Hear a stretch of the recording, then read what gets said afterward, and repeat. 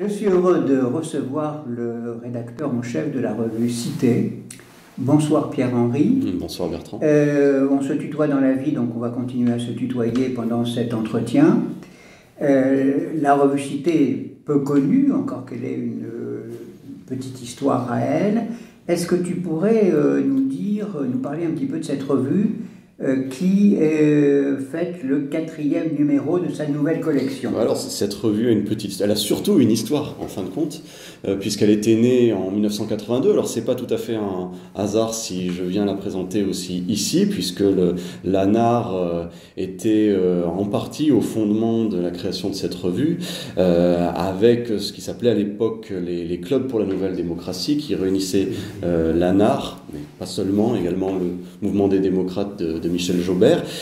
C'était une revue qui avait vocation à être une revue d'idées qui amenait à débattre des intellectuels, des jeunes universitaires sur des questions de société, des questions institutionnelles, questions économiques aussi, sur l'idée aussi à l'époque de Grande Europe qui avait été portée par le président François Mitterrand. On aura peut-être l'occasion d'en reparler au cours de cet entretien. Et c'est une revue qui a fait sa vie jusqu'en 2007, date à laquelle elle s'est arrêtée malheureusement. Mais la qualité des débats, des interventions des invités, des interviews qui ont été portées rendait peut-être nostalgique certaines personnes qui avaient contribué ou qui avaient été lecteurs de Cité. Et de là est née l'idée de la faire renaître, de faire renaître ce titre il y a 2 ans, avec un concept qui est à la fois différent et inspiré quand même de ce qui se faisait. C'est-à-dire que globalement, on a gardé, avec cette nouvelle collection qui est née début 2022, le format d'une revue avec un dossier, donc un thème principal, des intervenants sur ce dossier, donc qui sont à la fois, j'y reviendrai aussi, des membres du comité de rédaction de Cité, mais des personnalités extérieures invitées, et puis une partie magazine avec notamment des recensions d'ouvrages, d'essais, des critiques artistiques, etc., ou d'autres types de chroniques. Donc ça, c'est ce qu'on a hérité de l'ancien Cité, avec la même exigence d'un débat élevé, posé aussi, puisqu'on n'est pas dans la polémique, dans le pamphlet, on est vraiment sur de la réflexion. Ce qui change par contre, c'est le fait que cette revue soit désormais, dans sa ligne éditoriale indépendante, puisque les personnes qui sont membres du comité de rédaction viennent d'horizons très différents. Alors, je ne dis pas qu'on est politiquement très, très distant. On a d'ailleurs donné une ligne à cette revue. Je pourrais peut-être la lire ou la lire en partie pour quand même la situer, parce qu'il faut toujours dire d'où l'on parle, ce que l'on vient. Dès maintenant donner cette ligne, je peux donner cette ligne alors. Un numéro tout à fait particulier. C'est ça, le comité de rédaction est indépendant pour choisir ses thèmes, pour choisir ses intervenants. Donc on n'est plus politiquement lié à un parti. En revanche, on s'est donné, bien sûr, une ligne éditoriale, puisque c'était la moindre des choses pour une revue d'idées de dire qui on était et quelles idées on défendait. Alors ce qui s'est passé, c'est qu'on a fait vraiment un travail de collaboration entre les 6 membres du comité de rédaction pour aboutir à une sorte, c'est pas une déclaration de principe, mais c'est un exposé de nos valeurs. Finalement, je lis pas l'intégralité de la présentation qu'on trouve à la fois sur le site et en dernière page du numéro de chaque revue, mais on peut dire que Cité, c'est notre intention à travers les analyses des contributeurs permanents ou de personnalités sollicitées, entend d'abord défendre, dans un contexte de globalisation économique, financière et culturelle, le rôle structurant de l'État républicain contre toutes les formes de féodalité.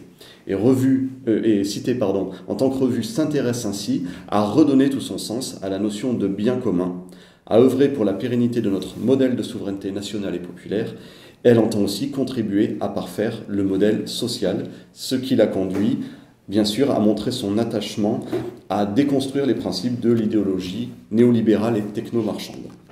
Ça fait beaucoup de notions, mais c'est ce qui nous réunit, en fin de compte, rédacteurs de Cité. Très bien. Alors, on va parler du dernier numéro, qui a effectivement un thème annoncé à la une de la revue. le complot contre la pensée. Et donc c'est un numéro sur le complotisme, qui est effectivement un mouvement qui s'est beaucoup développé depuis le 11 septembre et qui continue à produire un certain nombre d'effets que vous analysez. Alors, on va parler de cette question du complotisme qui a été particulièrement frappante au moment de la pandémie. C'est à ce moment-là qu'on a vu s'affirmer un certain nombre de thèses qui sont réputées complotistes. Alors, est-ce que tu peux nous rappeler les enjeux de la période et ce qui s'est passé dans certains secteurs de l'opinion publique? Alors, à l'origine de ce numéro, c'est vrai que le contexte, notamment des discours entendus pendant la période de la crise sanitaire, nous ont motivés à travailler là-dessus. Alors, au-delà même du complotisme, sur la remise en question de la science, la remise en question du discours officiel, bien sûr, la remise en question de la parole des experts.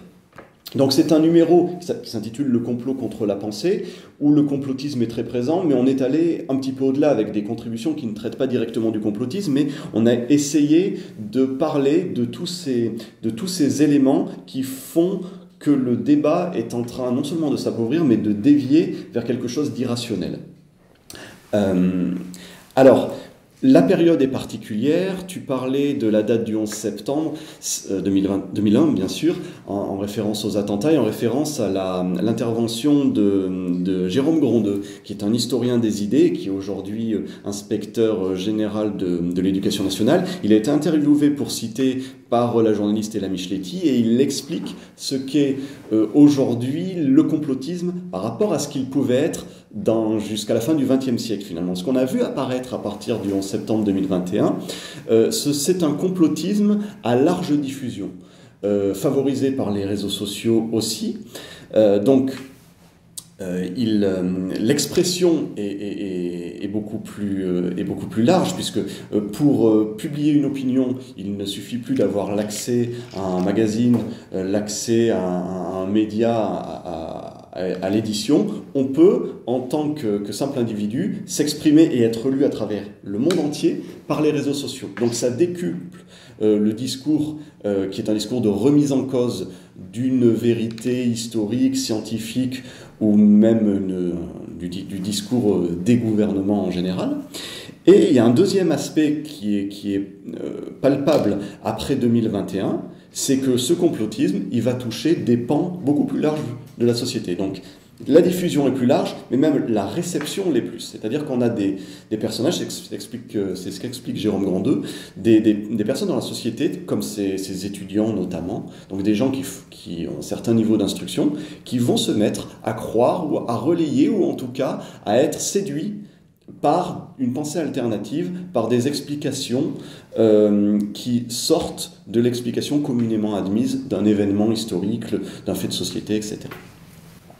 Oui, qu'est-ce qui différencie, à part le caractère massif de la diffusion des thèses complotistes, qu'est-ce qui différencie le complotisme d'aujourd'hui, de la fin du XXe siècle, du début du XXIe siècle, du vieux complotisme qui, par exemple, flambe à la Révolution française, la dénonciation du complot jacobin par l'abbé Baruel notamment. Tout un livre a été consacré à ça tout à fait récemment. L'obsession du complot maçonnique qui est voisine. Plus tard, à la fin du XIXe siècle et au XXe siècle, la dénonciation du complot juif, entre guillemets bien sûr. Tout cela, c'est quand même des phénomènes qui participent du complotisme et qui sont liés à la modernité, probablement. Oui, je ne sais pas s'il y a véritablement une différence, puisqu'en fait, on trouve le même contexte à l'origine du complotisme. C'est là également ce qu'explique Jérôme Grondeux. On a deux grandes périodes dans l'histoire qui sont propices à l'apparition de thèses complotistes. ce sont les périodes de grande peur collective, et on peut dire par exemple que l'épidémie inédite de Covid-19 avec les mesures sanitaires qui se sont ensuivies correspond à ce type de grande peur générale. Et puis on a les périodes d'exacerbation du combat politique. Là typiquement, vous citiez la Révolution française, on était dans ce contexte-là. Donc ça, c'est quelque chose qu'on va retrouver aujourd'hui. Ce qui fait peut-être la différence entre le complotisme d'aujourd'hui et le complotisme d'avant, si je puis dire, c'est que on a aujourd'hui une variété de sources grâce aux réseaux sociaux, je l'ai dit, grâce également à la démocratisation, je trouve, de la publication, ce qui fait qu'on a pas mal d'apprentis essayistes qui peuvent faire des livres, des ouvrages sur n'importe quoi, les diffuser via Amazon, que ce soit en édition numérique ou même en édition imprimée. Bref, on a une multiplication des sources qui va finalement relativiser et détruire ce qui était le monopole de la publication ou de la presse auparavant. Donc, le citoyen qui veut simplement s'informer se retrouve désorienté et à faire un choix entre des médias dans lesquels il finit par croire de moins en moins pour tout un tas de raisons, justifiées ou non d'ailleurs, on pourrait y revenir, et puis des publications, des théories qui proposent une autre vision du monde. Je pense aussi que le contexte actuel, qui est un contexte d'accélération de tous les phénomènes qui existent, que ce soit le développement technologique, la crise de la mondialisation, de la démocratie, etc., fait que nous vivons quand même une période particulièrement instable. Il y a aussi évidemment l'angoisse climatique qui va favoriser un contre-discours qui va être à la fois un contre-discours, par exemple, rassurant. Ceux qui vont nier, par exemple, sur la base de données pseudo-scientifiques, le réchauffement climatique, qui est quand même un consensus scientifique, vont peut-être le faire inconsciemment avec l'espoir de se rassurer sur l'état de la planète et sur l'avenir qui nous est malheureusement promis à cause des phénomènes de changement climatique. C'est une hypothèse. Donc il y a ces changements-là, et puis il y a le fait de pouvoir arriver à saisir une société qui est de plus en plus complexe, parce qu'elle est interconnectée, parce qu'elle est mondialisée, et qu'en tant que citoyen, on a aussi besoin de garder une prise sur les événements. Et les théories complotistes, parce qu'elles sont simplificatrices, peuvent permettre de penser, de se donner l'illusion qu'on arrive encore à saisir le réel et à comprendre l'origine des phénomènes. Oui, alors justement, dans ce numéro de Cité, Jérôme Grondeux repère 5 facteurs de complotisme. Alors on va les reprendre un par un, si tu veux bien, et les analyser, en discuter un petit peu.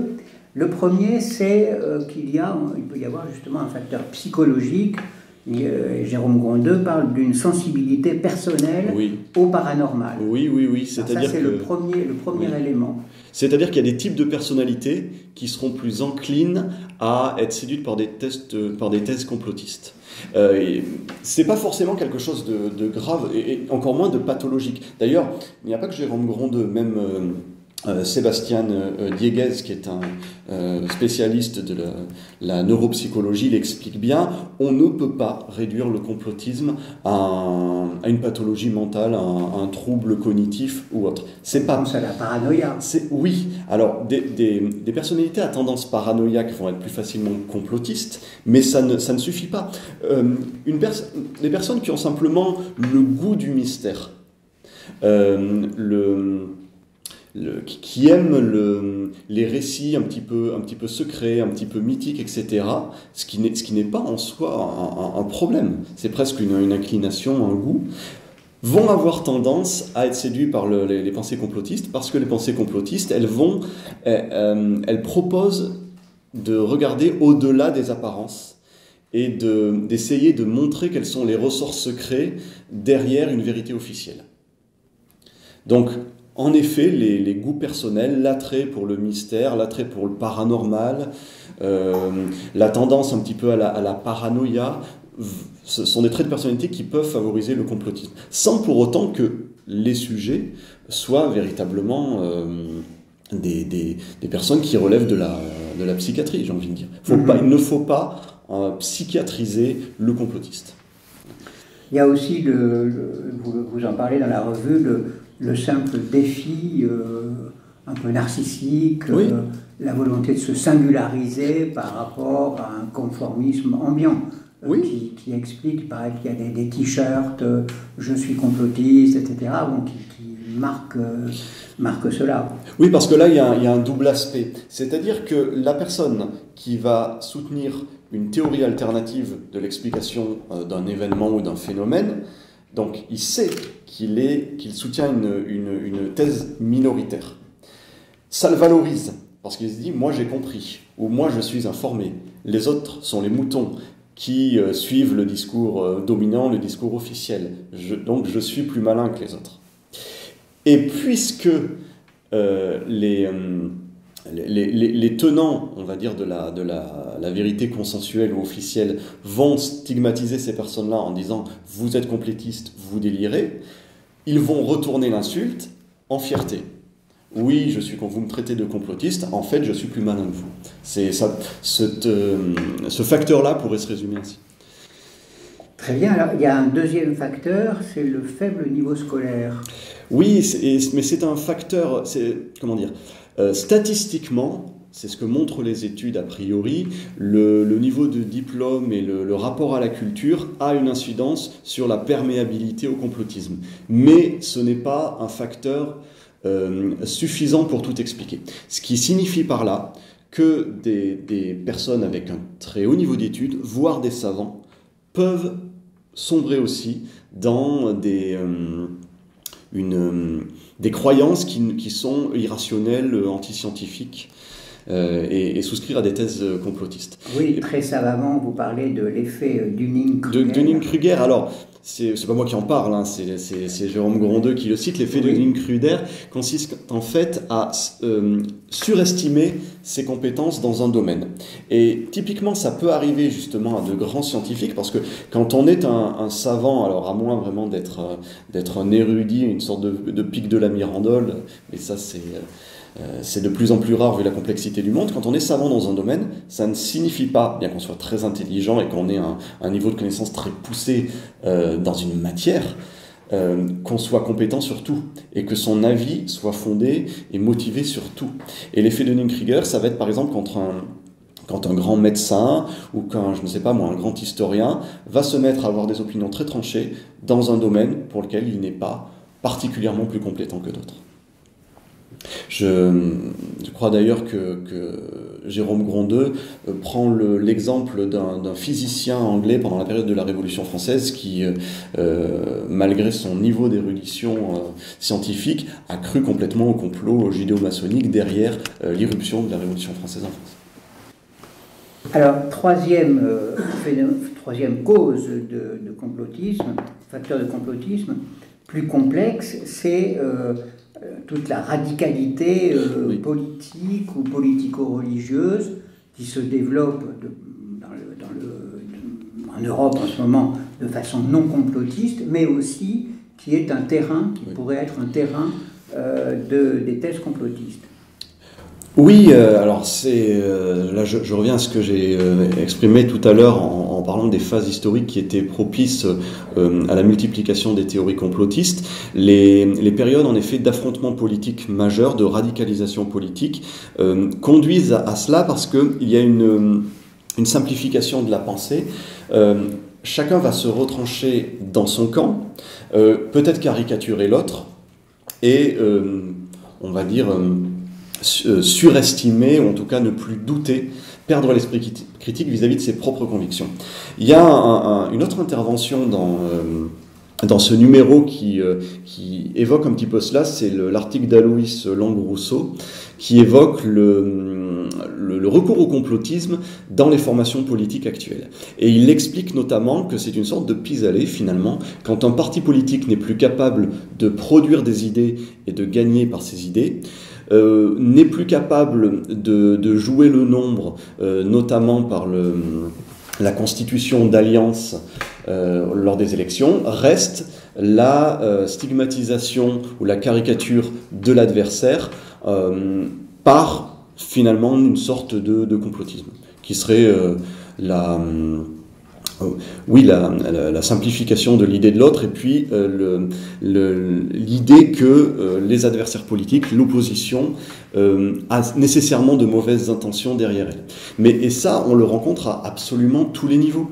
On peut même noter des déclarations qui sont d'ordre complotiste, de la part du gouvernement. Je me souviens notamment pendant la crise des Gilets jaunes, la question de la salpêtrière, le jour où, à l'issue d'une manifestation un samedi, je crois qu'il y avait eu des intrusions de gilets jaunes dans la salpêtrière. On avait eu un récit complètement biaisé, péremptoire, non fondé sur des éléments du gouvernement.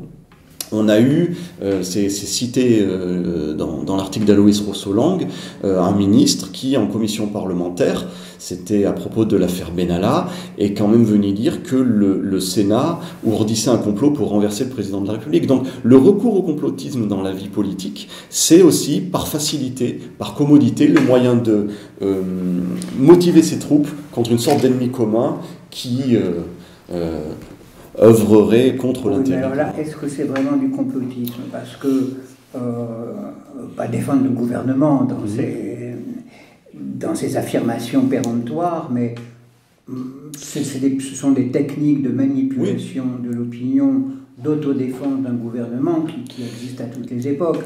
On a fait toute une affaire aussi pour une pierre qui avait été jetée sur les vitres d'un hôpital de Paris dans un épisode précédent, dans des manifestations contre la loi El Khomri, etc. Bon, l'événement a été démesurément grossi, alors qu'il y avait juste un impact de pierre sur un carreau.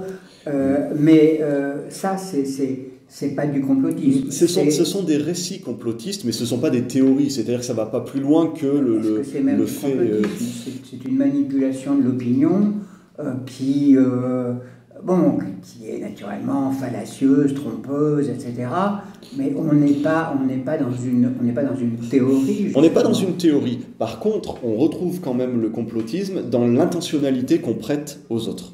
Et qui peut être complètement exagéré. C'est-à-dire, vous faites une manifestation de Gilets jaunes place de la Concorde, c'est donc que vous vouliez prendre l'Élysée. C'est pas, ça n'explique pas la marche du monde, si vous voulez, mais ça donne une intention malfaisante à l'adversaire politique qu'il n'avait pas forcément. Et ça permet à la fois de coaliser ses propres forces et en même temps de dénoncer l'adversaire. Oui, c'est vrai, mais bon, je pense à la propagande communiste dans les années 20 ou dans l'après-guerre. Dénoncer les intrigues des capitalistes, c'était quand même monnaie courante. C'était pas vraiment du complotisme. C'était discutable. Simplifier l'adversaire, le caricaturer quelque peu, mais bon, où finit la polémique politique, grossière certes, de propagande, et où commence le complotisme. La frontière est assez difficile à trouver. Je suis d'accord, la frontière de toute façon entre l'opinion excessive, on va dire, et le complotisme est parfois difficile à trouver. Je vais prendre un exemple qui est peut-être plus simple et plus parlant, justement les antivax. La question, puisqu'on y revient souvent, qu'on s'en est inspiré pour déterminer le thème de ce numéro, le phénomène antivax est complexe parce que on ne peut pas dire initialement que la critique du vaccin Covid dans les conditions où il a été élaboré, où il a été mis sur le marché, avec la politique publique qui s'en est suivie pour pousser la population à la vaccination, pouvait être exempt de tout reproche. En fait,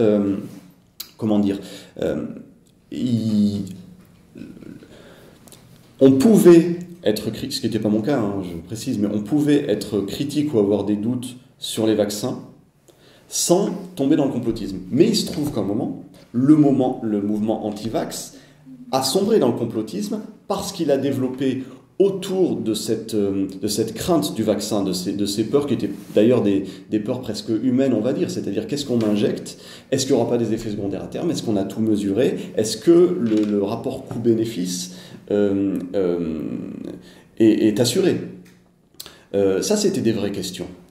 Par contre, ce qu'on a eu ensuite, c'était l'idée que peut-être par le vaccin, on pouvait injecter des puces électroniques ou autres, où on avait l'intention de tuer des gens, d'infliger des pathologies lourdes, qu'on le faisait pour le compte des grands labos, avec beaucoup d'incohérences d'ailleurs. Et Philippe Arondel le dit dans l'article qu'il consacre en grande partie à la question des anti-vax. C'était quand même assez curieux de penser que des grands labos pouvaient avoir pour dessein de tuer ceux qui allaient être finalement leurs clients, c'est-à-dire ceux qui allaient se faire injecter. Et pourtant, c'est vraiment ce qu'on a entendu. Dans le propre article que j'ai rédigé qui s'intéresse aux opinions sur X, c'est-à-dire l'ancien réseau Twitter, on a encore aujourd'hui très fréquemment, je n'ai pas eu besoin de chercher beaucoup, des gens qui considèrent que la vaccination massive est un génocide. Il y en a qui emploient le mot génocide. Là, on est dans le complot. Donc il y a un moment, on a bien franchi la frontière entre l'opinion, on va dire, opposée aux injonctions gouvernementales contre le vaccin, enfin les injonctions gouvernementales pour le vaccin, mais l'opinion opposée au vaccin, et puis le franchissement d'une ligne à un moment donné où on est parti dans un délire complètement non scientifique, complètement non fondé, complotiste. Donc là, je suis d'accord, la limite, elle n'est pas toujours évidente à trouver. Je vais prendre un autre exemple que j'aborde dans l'édito de la revue. J'ai été assez surpris par une étude qui avait été faite par l'IFOP il y a quelques années, mais cette étude est régulière. Elle est faite tous les 3 ou 4 ans pour le compte d'instituts, notamment pour Conspiracy Watch, sur l'imprégnation des théories complotistes chez les Français. Et parmi les questions posées, on a la croyance dans des pseudo-vérités qui sont extrêmement diverses. On demande par exemple aux gens s'ils croient que la Terre est plate, ou s'ils croient que les Martiens sont déjà venus sur Terre pour imposer une civilisation, etc. Donc là, on part de choses pour lesquelles il n'y a aucun élément scientifique qui pousse dans ce sens-là. Je veux dire, plus personne ne peut décemment douter que la Terre est ronde.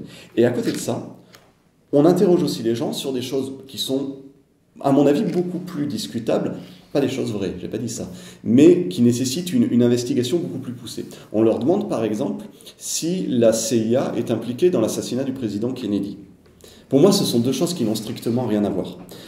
En l'état actuel de la connaissance des documents publics, des études d'historiens, etc., on ne peut pas dire, évidemment, que la CIA est derrière l'assassinat de Kennedy. Seulement, on a des éléments qui nous peuvent induire en erreur parce que la CIA était au courant de certains projets de Lee Harvey Oswald, donc qui avait connaissance de ses intentions, qui l'avait suivi, etc. Donc, de là, des gens ont pu développer une théorie qui est abusive, mais qui part quand même de certaines nuances qu'on peut avoir sur l'implication des services de renseignement américains dans cet événement-là. Voilà. Et là encore, ça pose une frontière. C'est-à-dire à partir de quand, lorsque vous pensez qu'il faut exploiter une piste qui est pour l'instant minoritaire, vous êtes complotiste ou vous êtes simplement favorable à une théorie qui n'est pas la théorie majoritaire. Et on sait, je ne veux pas dériver non plus, que l'avancée de la science, c'est aussi une question de paradigme qu'on renverse à un moment donné. Donc il faut émettre des doutes, il faut critiquer. Il y a un moment donné où la critique basculera dans le complotisme si elle en vient à extrapoler de données partielles une théorie qui ne tient pas la route. Alors, comment expliques-tu que des groupes souverainistes, plutôt attentifs aux questions européennes, aux questions d'indépendance nationale, etc., soient devenus les animateurs de manifestations anti-vaccins à tendance largement complotiste? Quel est le rapport? Avec le souverainisme, peut-être éventuellement l'idée, il faudrait peut-être rattacher ça au pouvoir des lobbies. Si on se réclame du souverainisme, on est fondamentalement critique du fonctionnement de l'Union européenne, des institutions, et donc du pouvoir des lobbies qui est bien réel puisqu'il est institutionnalisé au niveau de l'Union européenne. C'est peut-être aussi à partir de cette dérive qu'on a pensé lobby pharmaceutique contre les peuples Ça peut être une hypothèse. La deuxième, et qu'il ne faut quand même pas écarter, c'est l'opportunisme politique. C'est-à-dire, à un moment donné, de se dire, voilà, il y a une partie de la population qui est en train de se radicaliser sur cette question contre le gouvernement, on peut peut-être la récupérer. Là, ce n'est pas du complotisme. Là, c'est vraiment de la stratégie politique à l'état pur. Après, quel est le degré de conviction de ces gens-là lorsqu'ils vont animer des manifestations je ne suis pas dans leur tête, je ne saurais pas le dire. Je ne sais pas si les leaders des manifestations croient vraiment dans ce qu'ils font ou s'ils se contentent d'électriser une foule. Après, dans les cortèges, je pense que les gens étaient convaincus. Les leaders politiques souverainistes, j'en suis moins convaincu. On voit passer ces leaders maintenant de la dénonciation des vaccins à la dénonciation du réchauffement climatique. Oui, alors, justement, on dit, je ne sais plus qui dit dans votre revue qu'il y a un phénomène de glissement. Il est facile de passer d'une théorie complotiste à une autre, même si elles n'ont pas tellement de rapport entre elles. Par un effet de contagion, on transpose des schémas complotistes sur d'autres causes, en fait. Oui, mais ça s'explique assez facilement. À partir du moment où on adhère à une théorie complotiste, c'est-à-dire qu'on a été capable, au sens péjoratif du terme pour le coup, de se satisfaire d'une explication qui se fondait sur des éléments peu rigoureux pour expliquer un événement, pour expliquer des décisions, pour expliquer un accident, peu importe. Si on l'a fait une fois, on est capable de le reproduire. Et puis vient s'ajouter ce phénomène qu'on a évoqué tout à l'heure, ce que Jérôme Grondeux pourrait appeler le phénomène du petit malin finalement, c'est le fait de se dire voilà, j'arrive moi à voir la vérité là où les autres sont crédules. Puisqu'en fait le complotiste considère que les autres sont crédules et que lui ne l'est pas, on ne la lui fait pas, il a compris ce qu'il y avait derrière les apparences. Donc tout peut finalement prendre cette coloration-là. À chaque événement, on a l'explication, on va dire, communément admise, mais certaines personnes vont de toute façon avoir tendance à essayer de chercher ce qu'il y a derrière, parce qu'il y a forcément quelque chose derrière. Il peut y avoir d'ailleurs le recours à ce qu'on appelle le biais d'intentionnalité, c'est-à-dire se poser systématiquement la question à qui profite le crime. Alors parfois ça peut marcher, mais parfois c'est complètement oiseux, parce que vous pouvez avoir un événement fortuit qui va factuellement bénéficier à certains groupes, certaines personnes, mais qui ne sont absolument pas impliqués dans la survenue de cet événement fortuit, évidemment. Alors, il y a un quatrième facteur de complotisme, c'est la défiance à l'égard des institutions. Oui. Et là, je crois que c'est assez manifeste dans la mesure où notamment pendant la crise sanitaire, l'ensemble des institutions, pas simplement les institutions politiques, mais également l'Académie de médecine, l'Académie des sciences, etc., ont été d'une part mises de côté par le pouvoir politique et d'autre part ont été complètement récusées par les tenants du complot sur les vaccins. Oui. Alors, les doutes, la critique et même la perte de crédibilité des institutions, c'est pas quelque chose de nouveau. Au cours de l'histoire, on l'a vécu, même au cours de l'histoire récente. Peut-être pas à ce point sous la Ve République, mais en tout cas sous les républiques précédentes. Évidemment, la fin de la Troisième, la Quatrième. Donc la défiance envers les pouvoirs politiques, elle existait. Ce qu'il y a peut-être de nouveau et d'exacerbé aujourd'hui est lié aussi à la médiatisation en outrance de la politique. Ce qui s'est passé pendant la crise du Covid, mais qu'on retrouve à un degré moindre pour finalement tout événement qui se produit en temps réel, c'est la multiplication de discours d'experts qu'on invite ou de politiques que l'on fait parler et qui donne une opinion, donne un point de vue à partir d'éléments qui sont des éléments incomplets, Ce qui amène très facilement, en plus maintenant avec les réseaux sociaux, on peut très facilement ressortir la vidéo d'une interview, d'une matinale radio d'il y a 6 mois, 1 an, où on se rend compte que les politiques ou les invités, présentés comme des experts, se sont complètement trompés. Donc ça les décrédibilise. On se dit, mais ces gens-là qui viennent nous dire ce qu'il faut penser, nous dire quelle est la vérité, eh ben, se trompent complètement. Donc on n'a pas à leur faire confiance, on va chercher la vérité par nous-mêmes. Ça a toujours existé, mais c'est beaucoup plus facile à mettre en avant aujourd'hui parce qu'il y a cette mémoire des images et des paroles qui est beaucoup plus facile à fouiller, et puis il y a l'instantanéité des médias, notamment des chaînes d'information continue, qui exigent une expertise et des explications tout de suite alors qu'on ne les a pas.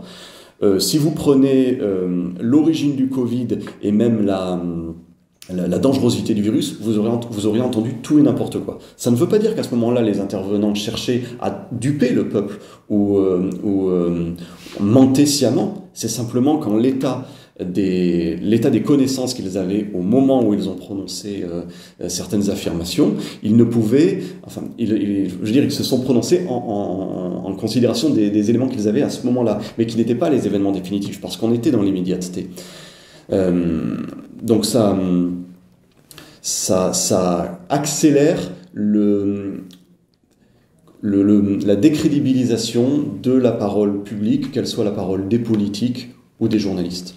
Alors là, tu touches au cinquième facteur, la pathologie, le complotisme comme pathologie de la société de l'information. Oui. Toi-même, dans Cité, tu as consacré un article, une étude à Twitter, qu'on appelle maintenant X. Alors ce que je voudrais dire, ça fait déjà plusieurs minutes que j'y pense, mais je m'embarque dans des tunnels un petit peu dans mes réponses aux questions et j'oublie d'évoquer ça.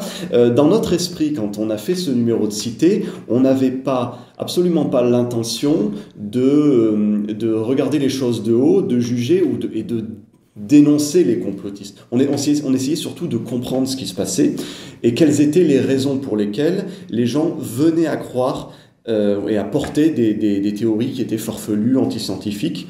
On cherchait les causes, tout simplement. Et alors parmi ces causes, on ne peut pas écarter quand même l'importance fondamentale des réseaux sociaux. Mais là encore, il faut être nuancé, c'est à double tranchant. Je vais prendre une toute petite information complètement d'actualité et anodine en apparence. Vous avez certainement lu qu'Anne Hidalgo, la maire de Paris, se retirait de Twitter parce qu'elle considérait que finalement c'était un cloaque, elle parlait d'égout, qu'elle ne pouvait plus y aller, elle lisait tout et n'importe quoi, elle n'avait plus envie d'intervenir. Alors Twitter, c'est vrai qu'on y lit n'importe quoi, mais on ne peut pas non plus jeter le bébé avec l'eau du bain. C'est toute la difficulté qu'on a avec les réseaux sociaux aujourd'hui, c'est qu'ils sont une source d'information dans toute sa variété, absolument déterminant. Avec les réseaux sociaux, dont Twitter, alors j'ai choisi Twitter parce que personnellement c'est le réseau que je connais le mieux, mais c'est aussi celui par lequel l'information est le plus facilement véhiculée aujourd'hui. C'est instantané, on peut diffuser facilement des articles, des extraits vidéo, etc. Donc les gens viennent surtout y débattre. Souvent de manière un petit peu superficielle, mais en tout cas on a accès via Twitter à des sources d'informations qui vont au-delà de celles des grands médias. Il y a les grands médias sur Twitter, ils ont leur compte officiel, ils diffusent leurs articles, très bien. On a aussi tous les petits médias qui peuvent exister. Alors, Cité en fait partie, on ne diffuse pas beaucoup, on met quelques extraits de nos articles parce que nous, on est dans une revue qui est semestrielle, donc on est dans le temps long, c'est pas du tout on n'est pas dans la news, mais plein de petits médias indépendants diffusent aussi des analyses qui peuvent être extrêmement sourcées, extrêmement sérieuses et qui seront de véritables, pour le coup, alternatives aux médias dominants. Et puis on a ce qui relève du délire. Puisque tout le monde peut écrire, puisque tout le monde peut tenir un blog, on y lit tout et n'importe quoi. Et puis, puisque tout le monde peut apporter son expertise, soi-disant, sur Twitter. Ça s'appelle l'ultra-crépidarianisme. Le fait de vouloir de vouloir... c'est le phénomène, en fait, c'est le syndrome du pilier de comptoir. L'expression est un petit peu déplaisante, mais c'est ça. C'est le fait de refaire le monde en y connaissant rien. Sauf que quand on le fait entre amis, au cours d'une soirée un petit peu arrosée, ou quand on le fait autour du bar, ça n'a pas du tout les mêmes conséquences que quand on tient ces propos-là, qui peuvent être lus, je le rappelle, dans le monde entier.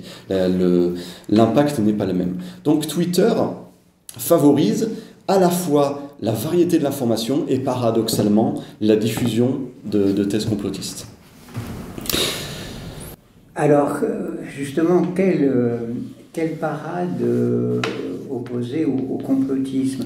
Je me souviens, lors d'une réunion au mercredi de la NAR, il y a quelques années, on parlait de géopolitique et dans la salle, quelqu'un s'est demandé à notre invité ce qu'il pensait de l'attentat du 11 septembre.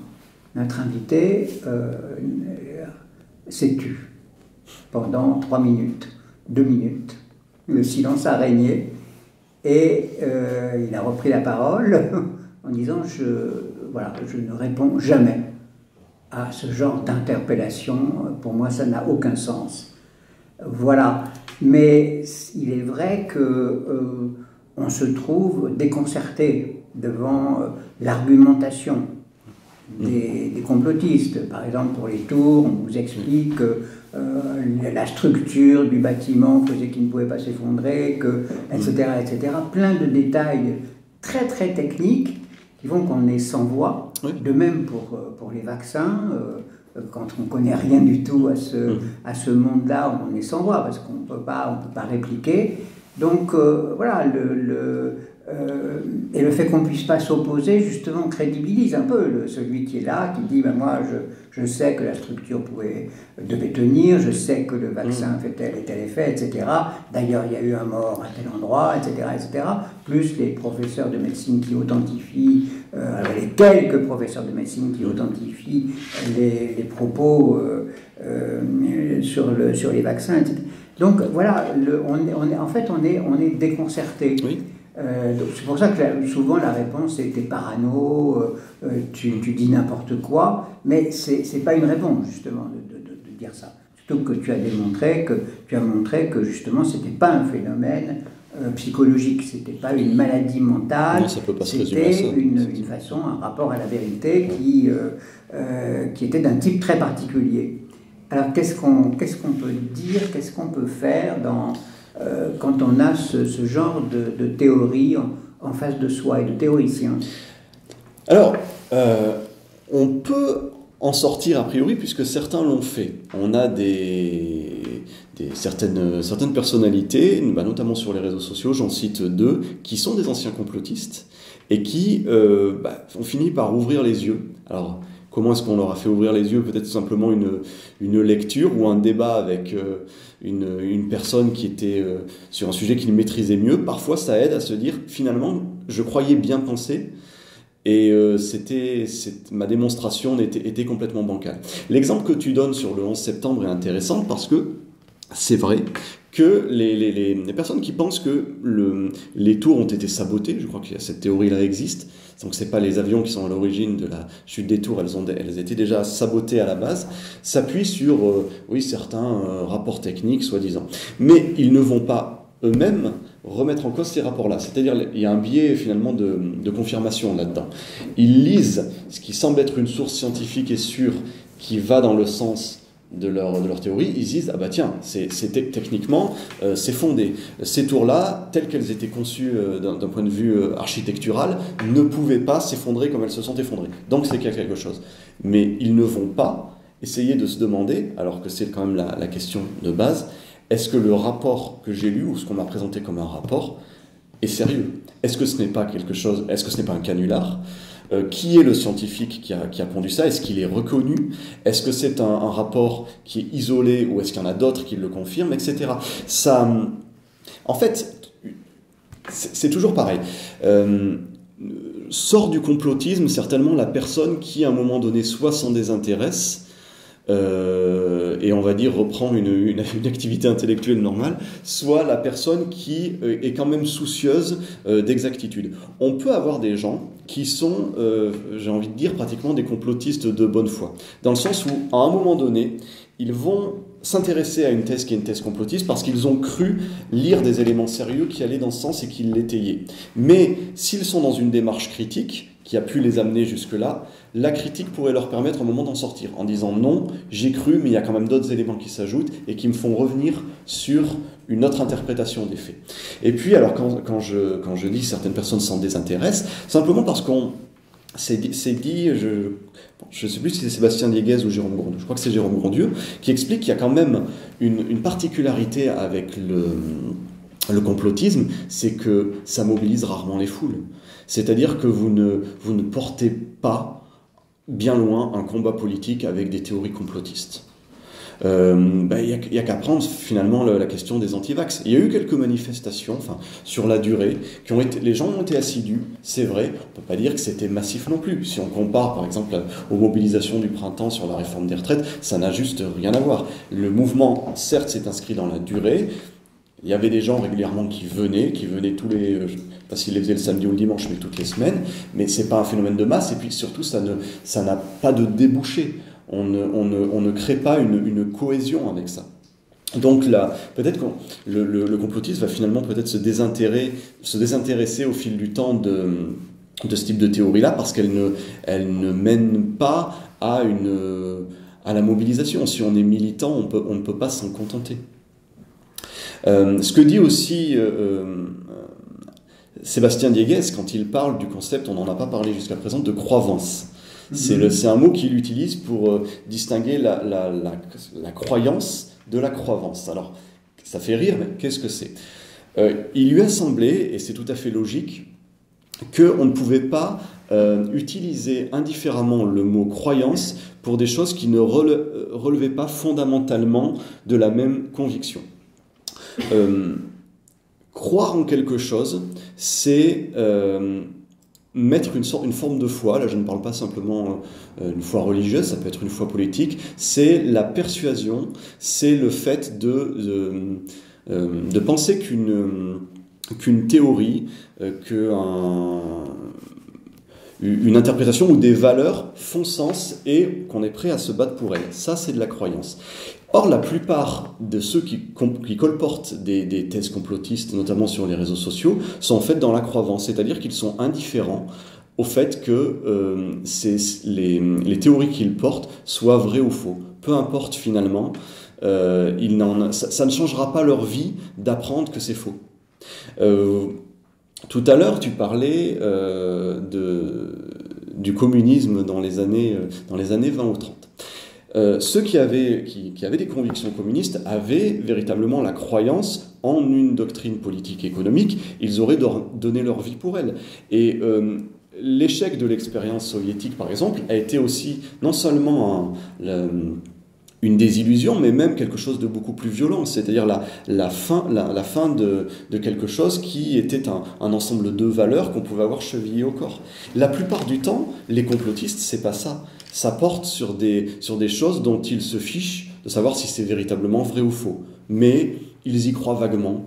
Peut-être que ça les fait marrer d'y croire ou de le soutenir, donc ils le font. En tout cas, c'est le constat que fait Sébastien Dieguez sur beaucoup de profils de complotistes. Des gens qui, en fait, véhiculent des choses, mais sans être fondamentalement intéressés de savoir si c'est vrai ou faux. Très bien, merci beaucoup Pierre-Henri. On va passer à quelques questions, si tu veux bien. On tourne un peu vers... Oui, Guillaume. Pour revenir sur l'ultra-capillarianisme, oui. Est-ce que c'est... un exemple type, c'est l'effet Nobel. Ça a été le cas de beaucoup. Un effet de disjoncté. Oui. Il se considère effectivement, c'est l'apothéose, c'est le Nobel, c'est la consécration scientifique. Une fois que, disons, le Nobel, ils se considèrent bons en tout, alors que par définition, le Nobel ne sanctifie que leurs compétences. Oui. Ça a été le cas, pour ne citer qu'un seul, le défenseur invétéré de l'homéopathie. Mais est-ce que justement, c'est pas aussi un peu le problème Est-ce que ça ne participe pas aussi à cette décrédibilisation des sciences, en général, pas que des sciences dites dures, l'effet, justement, on donne des prix. Alors, le Nobel, c'en est un, tu as la médaille Fields pour l'image, et tu as plein de cas, des trucs comme les prix Goncourt. On considère que un auteur ou une autrice a écrit un bon livre, donc tous ces livres seront bons. C'est un effet indirect, parce que de toute façon, le prix, comme tu le dis, le prix est là pour récompenser une compétence ou une aptitude artistique, dans le cadre des prix Goncourt, des prix Nobel de littérature, etc., ou vraiment une compétence scientifique, si on prend le prix Nobel de médecine ou autre. Ça permet de valoriser des œuvres, qu'elles soient donc scientifiques ou artistiques, il n'y a pas de mal à ça. Après, est-ce que ça nourrit le complotisme? C'est plus l'attitude des récipiendaires qui va le nourrir que le fait que le prix existe en lui-même. Je ne pense pas qu'on puisse considérer que c'est un facteur qui y concourt. C'est plus, à mon avis, l'état d'esprit d'une époque avec des gens qui, parce qu'ils sont doués dans un domaine, s'estiment compétents pour parler de tout. Mais, bon, je l'ai dit un petit peu au début des échanges avec Bertrand, on a intitulé l'exemplaire « Le complot contre la pensée » parce qu'on a voulu aller au-delà du complotisme stricto sensu, dont il n'existe pas de définition d'ailleurs scientifique.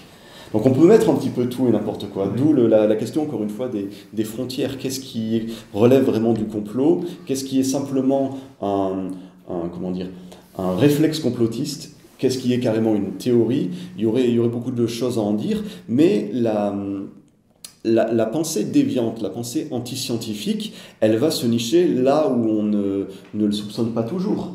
Et je voudrais parler quand même, puisqu'on n'a pas eu l'occasion d'aborder cette intervention au cours de l'entretien, je voudrais parler de l'article qu'a écrit David Kella dans ce numéro, qui ne parle pas de complotisme stricto sensu.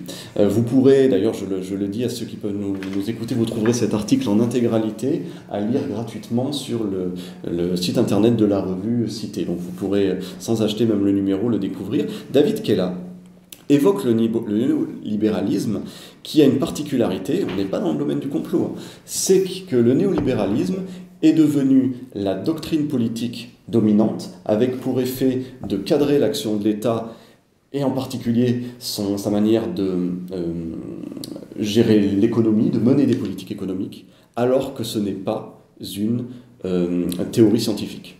Le néolibéralisme n'est pas fondé scientifiquement, économiquement. Ses résultats ne sont pas prouvés par des études économiques. Donc on est là face à une doctrine dans laquelle croient profondément des dirigeants politiques, des institutions internationales, mais qui n'est qu'une doctrine politique, qui n'a rien de scientifique. Et pourtant on l'applique, et pourtant elle est dominante. Donc la remise en cause des thèses non scientifiques, elle ne concerne pas que le complotisme pur et dur, avec des choses délirantes qui peuvent être le complot judéo-maçonnique ou les Illuminati, ou, pour prendre des exemples extrêmes. Ça peut être beaucoup plus subtil que ça. Philippe? Mais une observation, c'est quand même qu'il y a des experts, des économistes, qui donnent crédit et qui expliquent que le néolibéralisme est scientifique. D'ailleurs, on dit que le néolibéralisme, c'est l'application pure et simple des mathématiques dans l'application des mathématiques à l'économie. Oui, mais c'est a priori. Il y a beaucoup. Jean Tirole, par exemple, c'est un expert, c'est un économiste néolibéral, et oui, pourtant, il a une réputation scientifique. Ils ont quand même des relais dans l'opinion. Oui, c'est exactement ce que je dis. Oui. Oui. Parce qu'on peut... Toute idéologie moderne se donne comme un fondement pseudo-scientifique. Voilà, le marxisme en avait... Des considérations scientifiques, on a parlé de... Toutes les idéologies... Même d'une conception dure de la science politique, etc. etc. Donc là, on est dans le travail de l'idéologie qu'il est assez facile de réduire à un complot, parce que c'est vrai que c'est toujours fascinant de voir un tout petit groupe d'hommes sans beaucoup de pouvoir, ou exilés comme Marx et Engels, qui arrivent à bouleverser le monde. Et c'est vrai aussi les cercles néolibéraux de Vienne, la Société du Mont Pèlerin, etc. C'est de toutes petites choses, même s'ils avaient quand même un peu d'argent. Mais c'est très très peu de gens, très peu d'intellectuels, et pourtant ils arrivent à être une idéologie dominante pendant une longue période. Et voilà, il y a un certain nombre de livres qui recensent cette progression de l'idéologie, avec tous les facteurs politiques qui expliquent aussi que tout d'un coup on se rallie à telle ou telle idéologie pour essayer de résoudre des problèmes qui ne sont pas résolus. Mais on peut donner une explication de type complotiste à tout cet ensemble de phénomènes, y compris au communisme, peut être le résultat d'un complot, etc. etc. Et alors David qui est là, pour le coup, montre bien que l'instauration du néolibéralisme doit être mettre au crédit d'un petit groupe, effectivement, plutôt des gens proches du Parti socialiste français. Il y avait Jacques Delors, il y avait Michel Camdessus, il y avait Pascal Lamy notamment. Mais ce n'est pas un petit groupe qui a fomenté contre les peuples ou contre la France ou autre. Il y a une base de conviction qui naît, alors il l'explique très bien, notamment, puisque c'était des gens proches du socialisme, mais notamment du fait que le néolibéralisme est une forme d'interventionnisme, puisque c'est mettre l'État au service du marché. Le marché étant doit être lui-même ensuite en mesure de réguler la société. Donc même un socialiste pouvait être séduit par cette idée-là. Il n'y a rien de complotiste. Il y a vraiment une conviction derrière, finalement, de créer un ordre mondial, mais pas au sens nous allons tout maîtriser, mais au sens nous allons mettre en place quelque chose qui va fonctionner. C'est une idéologie de substitution. De substitution. Il y a certainement de la conviction derrière, et pas une conviction de faire le mal. Et pourtant, ça repose sur quelque chose qui ne se fonde pas scientifiquement. C'est une conviction. On a fait remarquer que chez les socialistes, il y avait beaucoup de gens qui étaient chrétiens, démocrates chrétiens, qui étaient aux semaines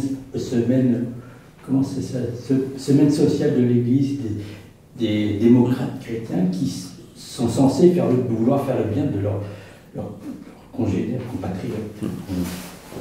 Oui, c'est vrai. Il y a des Jacques Delors et Jacques Delarosière, ils font partie des semaines sociales de l'Église qui pensent faire le bien des individus. Elle là. Alors oui, j'avais une interrogation, sachant que je ne suis pas sociologue, donc loin de moi l'idée de vouloir faire de la sociologie, mais un point m'a interpellé dans votre débat à tous les deux, c'est celle des profils, sociologiquement parlant, des hommes et des femmes qui sont les plus perméables aux théories complotistes. Alors vous avez bien signifié que, je vais employer de manière comme une étiquette un peu plus compréhensible immédiatement, le terme d'élite. Au sein des élites politiques et médiatiques et culturelles également, il y a des gens qui adhèrent aux théories complotistes ou aux idées complotistes. Néanmoins, un profil se montre un peu plus visible, c'est celui des gens qui ont fait le moins d'études, des gens qui sont les plus éloignés des centres de décision, que ce soit d'un point de vue géographique ou probablement idéologique. Est-ce que finalement il n'y a pas une question sociale, donc une question de démocratie, de ces gens, pour reprendre le terme du dernier ouvrage, je crois que c'est le dernier ouvrage de Thomas Porcher, qui sont dépossédés de tout et qui se disent finalement on n'a rien à perdre à essayer de retrouver une légitimité de parole par des théories complotistes, ce qui nous donne l'impression d'appartenir un peu plus à la cité. Si, en fait, alors ça, on peut avoir une lecture optimiste du phénomène. On peut oser une lecture optimiste du phénomène en se disant que des gens qui adhèrent à des théories complotistes en ayant déjà lu des choses avant, c'est des gens qui ont essayé de se mettre à penser. Alors ils s'y sont mal pris, puisqu'ils se sont laissés embarquer dans quelque chose qui ne tient pas la route, mais il y a quand même la volonté d'essayer de comprendre. Ça, c'est quelque chose de positif. Et ce que dit Jérôme Grondeux, il a une nuance extrêmement intéressante. Il dit, alors certes, on a une corrélation quand même statistique entre le niveau d'instruction d'une personne et sa perméabilité au complotisme. Ce qui ne veut pas dire qu'une personne peu instruite sera nécessairement complotiste, et ce qui ne veut pas dire qu'un haut niveau de diplôme assure qu'on ne le sera jamais. Il dit même d'ailleurs, attention à ce qu'on appelle un complotiste, parce qu'en fait vous pouvez avoir des personnes qui globalement ne sont pas complotistes, sauf sur un sujet, où ils vont se mettre à croire un truc complètement farfelu. Tout le monde, le complotiste n'est pas celui qui tombe systématiquement dans le panneau. C'est quand même subtil. Et il dit surtout qu'en fait, c'est moins le niveau de diplôme qui va compter que le rapport qu'on a à la culture. Donc, en fait, plus on est capable de varier ses connaissances, et donc ses sources d'information, et être confronté au contradictoire, plus on éloigne le risque de devenir complotiste. Voilà ce qu'il dit. Et quand on a, pour revenir à la remarque, quand on a des gens qui sont des dépossédés, effectivement, qui ont un faible niveau d'instruction, qui se mettent, on les voit, à parler de sujets extrêmement complexes avec une lecture simplificatrice, mais en citant quand même des choses, en citant des vidéos qu'ils ont vues, ou des articles, des ouvrages, c'est des gens qui, à un moment donné, sont quand même partis et qui ont fait une recherche. C'est pas simplement du bouche à oreille, j'ai entendu dire que, je crois que, il y a des références. Il y a un début de démarche, et peut-être qu'on peut, à partir de ça aussi, réfléchir à la question que posait Bertrand Renouvin tout à l'heure. Comment est-ce qu'on sort du complotisme? Eh bien, peut-être aussi, on peut jouer là-dessus, en se disant que finalement, la plupart des complotistes sont aussi des gens qui essayent de comprendre des choses. Et s'ils essaient de comprendre des choses, s'ils ont fait l'effort de lire, de se documenter sur un sujet qui les interpelle ou qui les passionne particulièrement, peut-être qu'ils seront conduits à trouver des sources qui iront à l'encontre de ce qu'ils pensent et de finir par les convaincre. Oui, il y a aussi quand même une grande expansion de la pensée magique en ce moment. Qui se relie au complotisme, à certaines formes de complotisme, qui tient au fait de la sortie des religions, et notamment du catholicisme, et qui tient au fait qu'il y a un besoin, un désir de croire à un certain nombre de choses. Et donc, il y a un grand retour partout, dans toute l'Europe, il y a un retour de croyances très anciennes, un retour au chamanisme, notamment après la chute de l'Union soviétique. Le chamanisme s'est redéveloppé, y compris en milieu urbain, et il y a cette nécessité, ce besoin plutôt de croire à un ensemble de facteurs, parfois positifs justement, qu'il y a des forces du mal, mais il y a aussi des forces du bien à laquelle on peut s'associer. Oui, etc. Il y a des pseudosciences, des médecines alternatives, des choses qui sont pas... qui ont des fondements parfois scientifiques très, très lointains, on peut y croire. Peut-être que dans ce phénomène-là, mais là, je fais ce que je dénonçais un petit peu au cours de l'entretien, c'est-à-dire que je pars vraiment d'un domaine que je ne connais pas, donc je ne vais pas m'avancer plus que ça, mais j'émets simplement une hypothèse. Dans ce retour des vieilles croyances, il y a peut-être une dimension, il y a sans doute même une dimension identitaire. Il y a sans doute la recherche d'une culture ancestrale, sans doute la recherche de racines. Ça peut expliquer la croyance, la néo-croyance dans la sorcellerie, ce genre de choses aussi peut-être, qui renvoie à de l'histoire, qui renvoie à des faits. Il faut voir par exemple comment certains courants féministes s'intéressent à la sorcellerie. Ça interpelle. Je pense qu'il y a un aspect identitaire derrière. Donc bien sûr, ça s'apparente à du complotisme parce que ça amène des gens à avoir des explications irrationnelles, mais derrière, il y a peut-être un facteur qu'on n'a pas abordé qui est le facteur identitaire. Et là-dessus, on a une analyse densité, je reviens sur notre dossier, intéressante de Philippe Arondel, justement, qui se demande si ce qu'il y a dans le mouvement anti-vax, alors je ne veux pas trop schématiser sa pensée qui est plus subtile que ce que je vais résumer, mais il se demande si dans ce mouvement anti-vax, il n'y a pas la volonté plus ou moins consciente derrière de recréer du collectif et de refaire nation. Je n'aime pas l'expression, mais elle parlera à tous.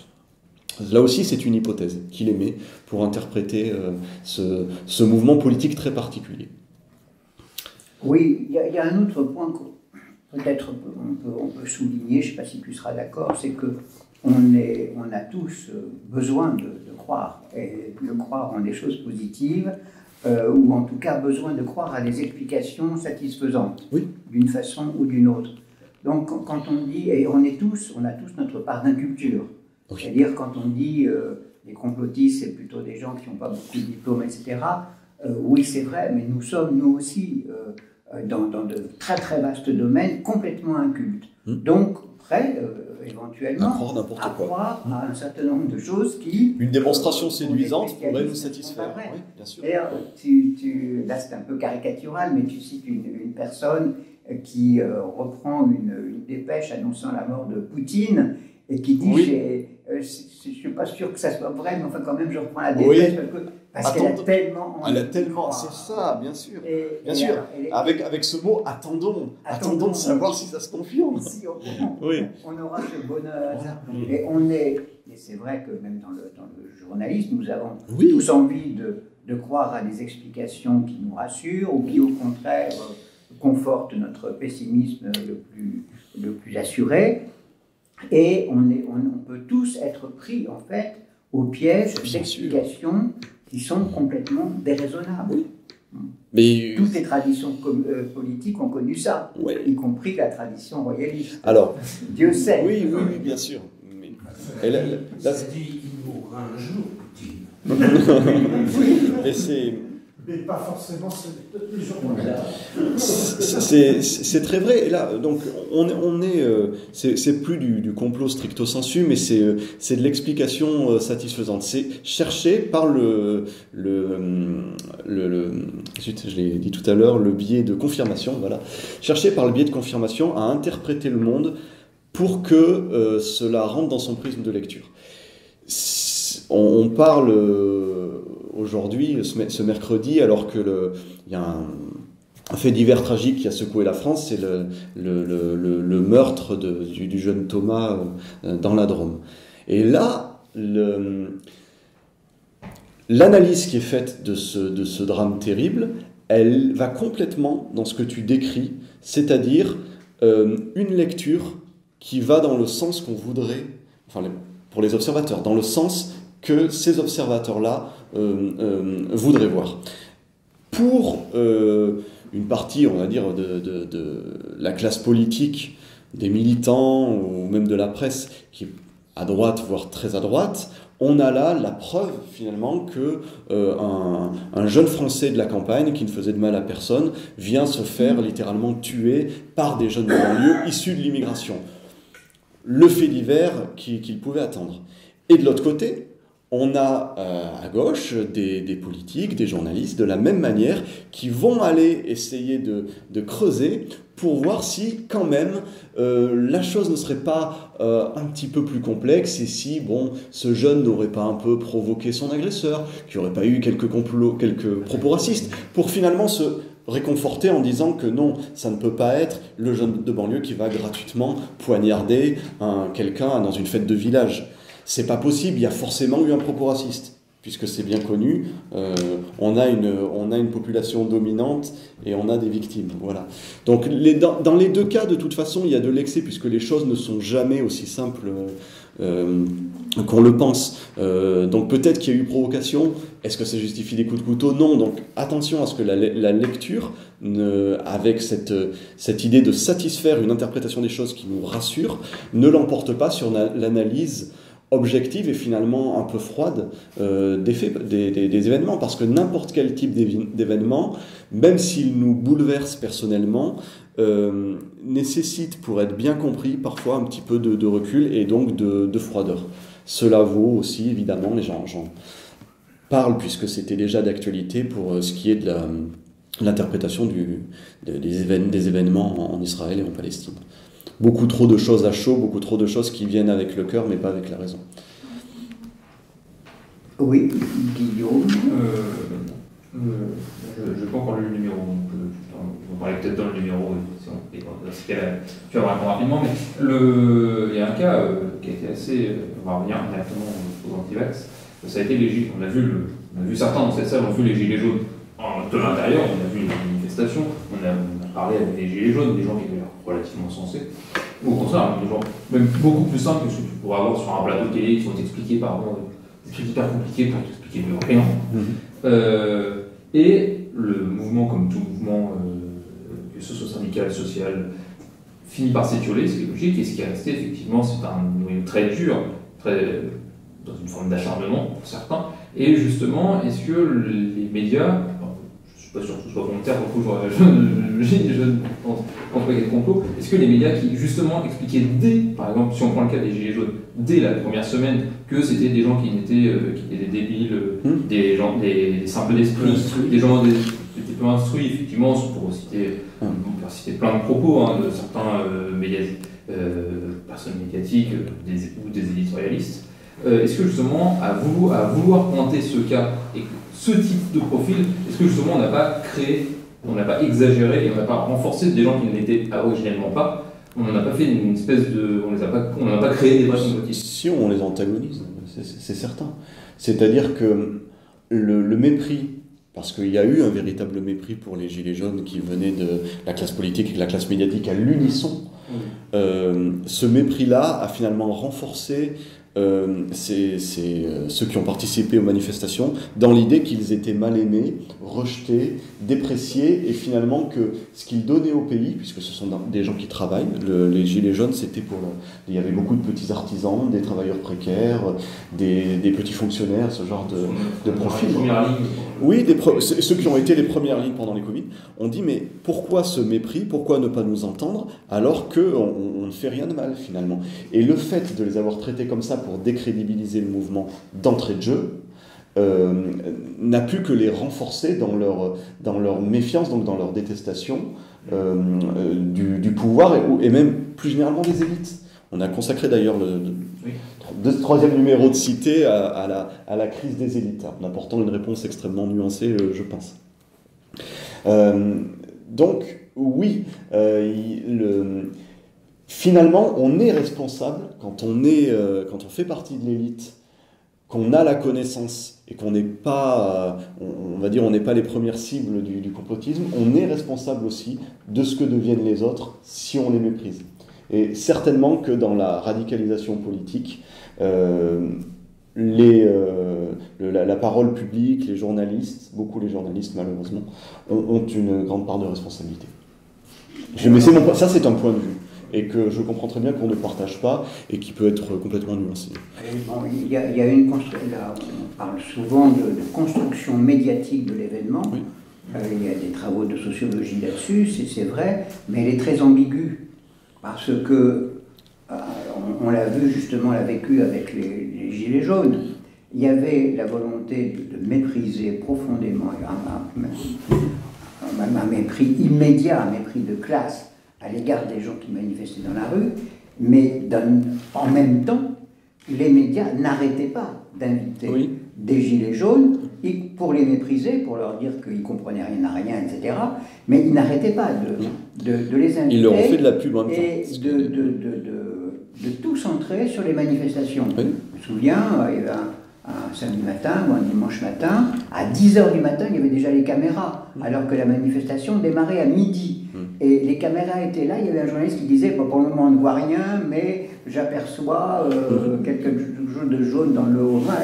Donc c'était complètement construit et de façon complètement ambivalente. D'ailleurs, on nous rapportait un propos de gens des médias qui disaient, nous avons enfanté un monstre. parce que tout d'un coup, ça a pris de telles proportions, la proportion d'une émeute qui avait un sens politique extrêmement profond, et là, ils ne maîtrisaient plus rien, surtout que les manifestants se sont retournés contre BFM TV, qui était devenu justement le monstre, le lieu de tous les méfaits. Et donc, on ne peut pas dire qu'il y a un complot, justement, on ne peut pas dire qu'il y a un complot des médias. Il y a une volonté, pour des raisons d'image, simplement, de construire le fait. De même qu'on a l'affaire, le meurtre du jeune homme, il y a une construction aussi, qui est telle qu'on ne peut plus dire maintenant, c'est une simple rixe de village. C'était peut-être ça au début, mais l'événement est devenu un événement national avec tellement de réactions politiques que nous sommes obligés d'en parler politiquement et avec la tentation de se prononcer très vite, alors qu'on ne sait même pas ce que l'enquête de police a donné. Bon. C'est la question du fonctionnement des médias, et en particulier des médias d'information continue, puisque eux ont changé complètement la vision qu'on a sur l'actualité. L'actualité, façon classique du journal télé de 20h, c'était des reportages alors qu'il y avait un ordre, c'est-à-dire qu'il y avait un reportage en une, qui était généralement un petit peu plus long que les reportages suivants, donc en fait il y avait une hiérarchisation, mais qui restait malgré tout proportionné. Il y avait évidemment les événements qui passaient complètement à la trappe, puisque en 25 minutes d'information, vous ne pouviez pas tout donner. Quand vous avez un temps d'antenne, 24 heures sur 24, ce que vous allez montrer, c'est ce qui va être l'événement d'importance, même si l'importance en fait est relative. Un événement n'a d'importance qu'en fonction désormais du temps que va y consacrer une chaîne d'info en continu. Le fait divers de la Drôme, aussi tragique soit-il d'ailleurs, et aussi révélateur peut-être comment dire, le mot difficulté est faible, mais des fractures profondes au sein de la société, ne mérite peut-être pas non plus cette part-là dans les médias. Et le phénomène des Gilets jaunes, c'est vrai que c'était particulier parce qu'il y a eu la volonté tout de suite de les déprécier et en même temps un emballement autour parce que finalement tout le monde s'y intéressait. Donc regardez BFM Télé, donc il fallait diffuser tout des manifestations, montrer que les casseurs cassaient, montrer qu'il y avait des violences, etc., montrer parfois la pauvreté des slogans, là aussi pour les décrédibiliser. N'empêche que, par exemple, pour les partisans d'Emmanuel Macron, les médias ont été à l'origine des Gilets jaunes parce qu'ils leur ont donné une tribune. Donc là aussi, les deux interprétations sont confrontées. Les pro-Gilets jaunes ont dit « regardez comme ils nous traitent, comme ils se foutent de nous », et les partisans du gouvernement ont dit « mais pourquoi vous tendez le micro à ces gens-là? Arrêtez d'en parler et tout s'effondrera ». Donc là, on sort bien sûr de la question complotiste, mais on remet en cause la manière dont fonctionnent les médias et dont finalement la couverture médiatique fait l'importance ou non d'un événement. Ça, c'est un vrai sujet d'ailleurs, qui pourrait faire l'objet d'un numéro de cité, parce que même si c'est quelque chose qui commence quand même à être pas mal discuté. C'est discuté, mais on a beaucoup parlé de la construction de l'acte terroriste, par le terroriste et par les médias. On tue 20 personnes parce que le retentissement est mondial. Oui. Donc voilà. Sinon, on ne les tuerait pas, ça ne servirait à rien. Et donc il y a la co-construction. Mais le fait qu'on les dit, qu'on les répétait, ne change absolument rien à la logique médiatique, qui d'ailleurs n'est pas complètement consciente. Enfin, j'imagine qu'ils sont pris par la logique de l'image, du phénomène, de la nécessité d'avoir une attitude par rapport à cela, de condamnation, bien sûr, qui amplifie le phénomène contre... il y a la recherche de l'audience. Ce sont de toute façon des sociétés d'information qui recherchent un profit et il y a cette logique-là.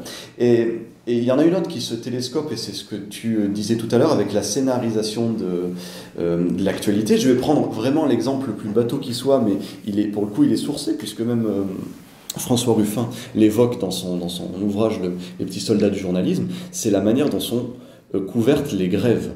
Depuis des années, c'est systématiquement la même chose. Et c'est demander aux journalistes qui couvrent ces événements, avec un scénario finalement fait à l'avance, c'est aller à Montparnasse, allez n'importe où, dans n'importe quelle gare, faites parler les usagers qui ne sont pas contents parce qu'ils n'ont pas leur train, pour dire que les grévistes bloquent le pays. En fait, le reportage est écrit à l'avance. Ça, François Ruffin en parle. On sait ce qu'on apprend à des journalistes, puisque en fait, il y a un storytelling qui est fait par la rédaction. Et ça va nourrir le complotisme, puisque quand on sait que ce type de consigne existe, qu'on sait que les rédactions attendent un certain type de reportage, un certain type de contenu quand ils couvrent un événement, on peut derrière se dire, et finalement, pourquoi les croire si tout est scénarisé, si rien n'est authentique, si déjà comment dire, si le reportage est fait finalement avant d'être tourné, ça veut dire qu'on nous ment en permanence. En fait, c'est beaucoup plus compliqué que ça, puisque la réalité du voyageur de la SNCF qui est bloqué sur son quai de gare et qui râle, c'est pas un acteur. Cette réalité-là, elle existe. C'est simplement celle que le média a voulu mettre en avant. Donc c'est pas complètement un mensonge. C'est juste une manière partielle de présenter l'événement. Et dès qu'on comprend ça, déjà, je pense que ça évite de tomber dans certaines thèses complotistes trop rapides, parce qu'on se dit, ce n'est pas de la mise en scène complète, c'est simplement partiel. Donc, cette information-là, il faut la compléter. Et le mieux pour la compléter, c'est d'aller chercher d'autres sources. Donc, varier les sources, varier les connaissances, et essayer de comprendre que toute explication a souvent sa nuance ou a souvent sa contre-explication.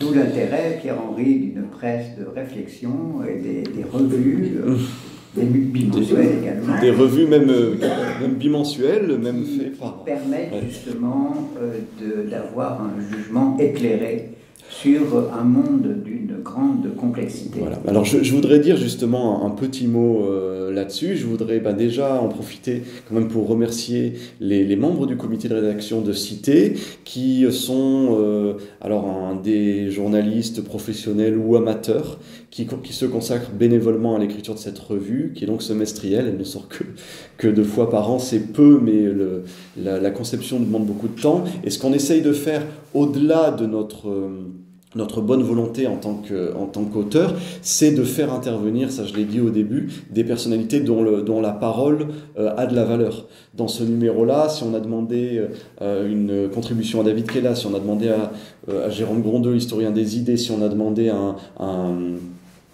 spécialiste du cerveau, Sébastien Dieguez, d'intervenir, c'est parce qu'on avait besoin d'experts pour compléter nos analyses. Donc ce n'est pas qu'une revue d'opinion, c'est aussi une revue qu'on essaye d'être, de faire monter comme une revue d'expertise en interrogeant des personnes qui sont qualifiées pour nous parler d'un domaine. Merci Pierre-Henri. Merci à vous.